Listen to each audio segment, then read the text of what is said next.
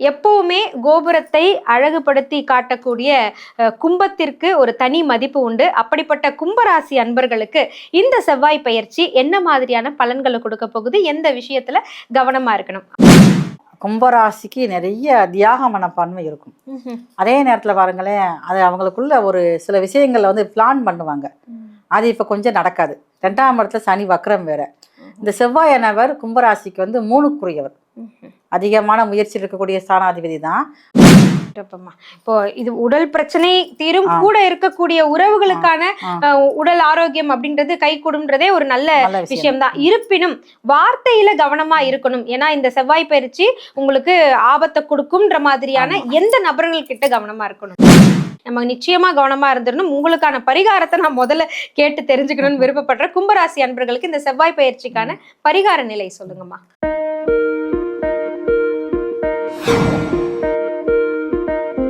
இந்த பதிவை பார்த்துட்டு மறக்காம லைக் அண்ட் ஷேர் பண்ணி சப்ஸ்கிரைப் பண்ணுங்க.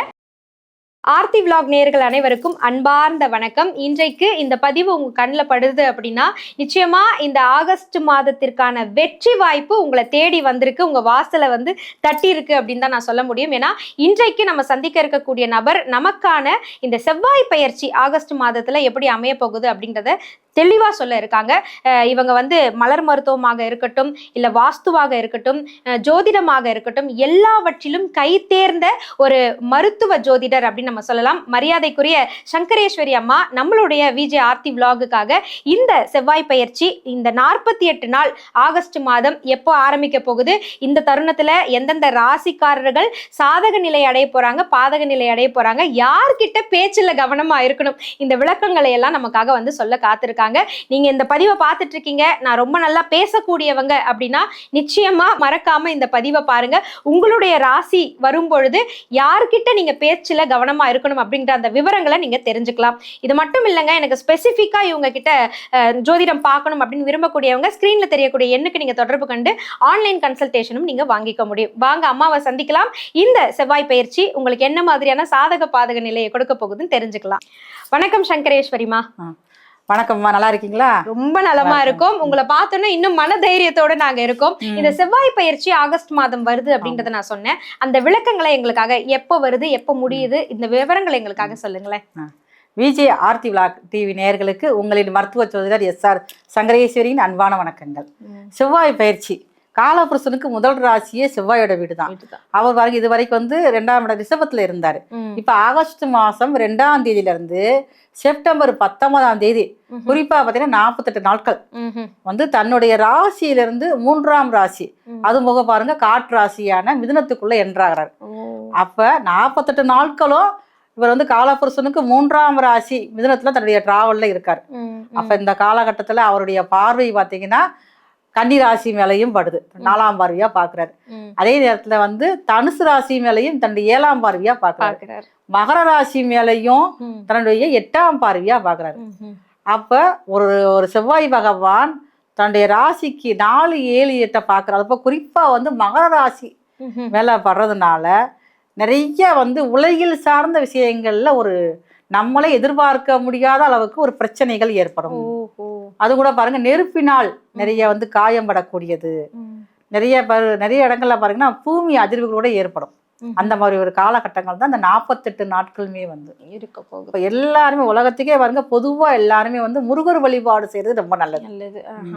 இந்த 48 நாட்கள் 12 ராசிக்காரர்களுக்கும் இந்த செவ்வாய் பயிற்சி என்ன மாதிரியான சாதக பாதக நிலையை கொடுக்க போகுதுன்றதுதான் அடுத்து நம்ம விளக்கமா பார்க்க போறோம். எப்பவுமே கோபுரத்தை அழகுபடுத்தி காட்டக்கூடிய கும்பத்திற்கு ஒரு தனி மதிப்பு உண்டு. அப்படிப்பட்ட கும்பராசி அன்பர்களுக்கு இந்த செவ்வாய் பயிற்சி என்ன மாதிரியான பலன்களை கொடுக்க போகுது, எந்த விஷயம் கவனமா இருக்கணும், அம்மா கிட்ட கேட்கலாம். சொல்லுங்கம்மா, கும்பத்திற்கு எப்படி இருக்கு? கும்பராசிக்கு நிறைய தியாக மனப்பான்மை இருக்கும். அதே நேரத்துல பாருங்களேன், அது அவங்களுக்குள்ள ஒரு சில விஷயங்கள்ல வந்து பிளான் பண்ணுவாங்க. அது இப்ப கொஞ்சம் நடக்காது. 2ஆம் இடத்துல சனி வக்ரம் வேற. இந்த செவ்வாயானவர் கும்பராசிக்கு வந்து 3க்குரியவர். அதிகமான முயற்சி இருக்கக்கூடிய ஸ்தானாதிபதி தான். அதே செவ்வாய் வந்து பாருங்க இப்ப 5ஆம் இடத்துல இருக்காரு. 5ஆம் இடத்துல இருக்கிறதுனால அந்த செவ்வாய்க்கு வந்து தன்னுடைய குழந்தைகள் சார்ந்த விஷயங்கள்ல இருக்கக்கூடிய குறைகள் முதல்ல சரியாகும். கும்பராசிக்காரர்களுக்கு குழந்தை பாய்க்கு எனக்கு இல்லை, கல்யாணம் முடிச்சு 10 வருஷம் ஆச்சு, ஆனால் எப்போ உருவாகும் அப்படின்னு சொல்ற கூட டாக்டரே கைவிட்ட தம்பதிகளுக்கு கூட குழந்தை பாக்கியம் முதல்ல உருவாகும். அடடா. அதுவே ஒரு பெரிய ஒரு மனசு மகிழ்ச்சியான விஷயம்தான். அதே நேரத்தில் இவங்களுக்கு வந்து கும்பராசிக்காரங்களுக்கு இப்ப நடக்கக்கூடிய செவ்வாய் பயிற்சியால பாருங்க, தன்னுடைய வாழ்க்கை துணைக்கு உடல் நலத்துல பிரச்சனைகள் ஏற்கனவே கொடுத்துக்கிட்டே இருக்கும். ஏன்னா 7ஆம் இடத்துல கேது வேற இருக்காரு. அதே அந்த உடல்நல பிரச்சனைகள் அதை பத்தி ஒரு பயம் இருந்துகிட்டே இருக்கும் கும்பராசிக்காரங்களுக்கு. என்னடா இப்படி ஆயிடுச்சே, எப்ப சரியாகும்னு தெரியலையே, நல்லா தானே இருந்தாங்க, இப்படி ஆயிடுச்சேன்னு சொல்ல தினமும் இருப்பேன். இப்ப அந்த செவ்வாய் பயிற்சி காலங்கள்ல அந்த ஃபர்ஸ்ட் அந்த உடல்நிலைகள் முதல்ல சரியாகும். நான் செவ்வாய் தான் 3 குடையர் வந்து 5ல் உட்காந்துறாரு. அப்ப அதை பற்றிய பயம் முதல்ல விலக ஆரம்பிச்சு.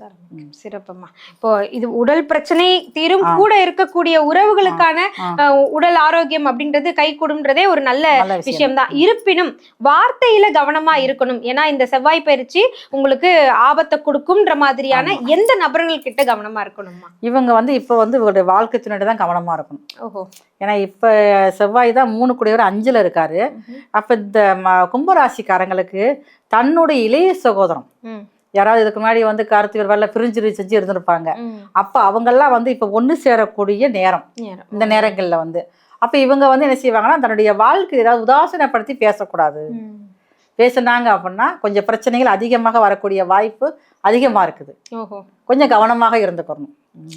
வாழ்க்கை துணையிடம் அப்ப வந்து கும்பம் இருக்கக்கூடியவர்கள் கணவரா இருந்தா மனைவியிடம், மனைவியா இருந்தா கணவரிடம் வந்து சுமூகமான ஒரு நிலையில போயிடணும் அப்படின்னு சொல்லி எந்த ஒரு வார்த்தையும் மனசு காயப்படுத்துற மாதிரி பேசக்கூடாது. பேச்சுல ரொம்ப கவனமாக இருக்கணும். மற்ற உறவுகள் கிட்ட பேச்சு தகராறு இருந்தா கூட நம்மளால பேசாம இருந்துட முடியும். ஆனா வாழ்க்கை துணை கிட்ட பேச்சுல பிரச்சனை வரும் தெரிஞ்சாலே நம்ம நிச்சயமா கவனமா இருந்துடணும். உங்களுக்கான பரிகாரத்தை நான் முதல்ல கேட்டு தெரிஞ்சுக்கணும்னு விருப்பப்படுறேன். கும்பராசி அன்பர்களுக்கு இந்த செவ்வாய் பயிற்சிக்கான பரிகார நிலை சொல்லுங்கம்மா. கும்பராசிக்காரர்களுக்கு அங்க இருக்கக்கூடிய சிவாலயங்கள்லயே பாருங்க, நவக்கிரகத்துல இருக்கக்கூடிய குரு பகவான், அந்த குரு பகவானுக்கு காலையில வந்து 6 மணிலேருந்து 7 மணி வரைக்கும் குரு கோரை. அந்த கோரையில அவர் எப்பயுமே பாருங்க வடக்க பார்த்தா இருப்பாரு. அந்த குரு பகவானுக்கு முதல் நாளே பாருங்க 21 கொண்டக்கடலை ஊற போட்டுடணும். அந்த கொண்டக்கடலையே வந்து எதுவுமே வந்து புழு பூச்சி இல்லாம இருக்கணும். அது கூட நாட்டு கொண்டக்கடலை ரொம்ப சிறப்பானது, அதுதான் நல்லா இருக்கும். அந்த கொண்டக்கடலையை ஊற போட்டு அதை வந்து மஞ்சள் கலர் நல்லா கோர்த்தணும். இவங்க கையாலேயே கோர்க்கணும். கோர்த்து அந்த சிவாலயங்களுக்கு கூடிய குரு பகவானுக்கு போய் வழிபாடு செஞ்சுட்டு அவங்களுக்கு அந்த கொண்டக்கடலை மாலை சாத்தி, அவருக்கு பிடிச்சதே பாருங்க முல்லைப்பூ தான். முல்லைப்பூ வாங்கி சாற்றி வழிபாடு செஞ்சுட்டு அங்கேயே உட்காந்து கந்த சஷ்டி கவசம் படிக்கணும். ஓஹோ. அப்பதான் இவங்களுடைய வார்த்தைகள் வரக்கூடிய அந்த விபரீதமானது கொஞ்சம் குறைக்கப்படும். ராசியிலேயே ராகு இருக்காரு. அப்ப ராகு இருக்கிறதுனால கொஞ்சம் வார்த்தை டென்ஷன் அதிகமாவே இருக்கும். அப்ப எது யாரை பேச முடியும் அப்படின்னா, 2ஆம் இடத்தை வர சனி வக்ரம் வேற, குடும்பஸ்தானத்து சனி வக்ரம் வேற இருக்கிறதுனால குடும்பத்துல உள்ள தன்னுடைய வாழ்க்கையில தன்னுடன் இணையக்கூடிய இந்த கணவன் மனைவி அவங்க வந்து அந்த பேசக்கூடிய வாய்ப்பு உருவாகும். ஏன்னா 7ஆம் இடத்துல கேது வேற இருக்கிறதுனால அதனால வரக்கூடிய பிரிவுகள் வந்து முதல்ல தவிர்க்கப்படும் இந்த வழிபாடு செஞ்சாலே. நிச்சயமா குரு பகவானை நீங்க இருக்க பிடிச்சுக்கணும் அப்படின்னு சொல்லியிருக்காங்க. அதுவும் அருகில் இருக்கக்கூடிய ஆலயத்துல இருக்கக்கூடிய நவகிரகங்கள்ல இருக்கக்கூடிய குரு பகவானுக்கு நீங்க வந்து இந்த கொண்டக்கடலை மாலை செலுத்தி நிச்சயமா வழிபடணும். கந்த சஷ்டி கவசத்தை மறக்காம பாராயணம் பண்ணணும் அப்படின்னு சொல்லியிருக்காங்க. நிச்சயமா உங்க கவலைகள் எல்லாம் தீரட்டும், உங்களுக்குள்ள இருக்கக்கூடிய இந்த வார்த்தை பிரச்சனைகள் எல்லாமே மறையட்டும். மனம் நிறைந்த வாழ்த்துக்கள் கும்பராசி அன்பர்களுக்கு.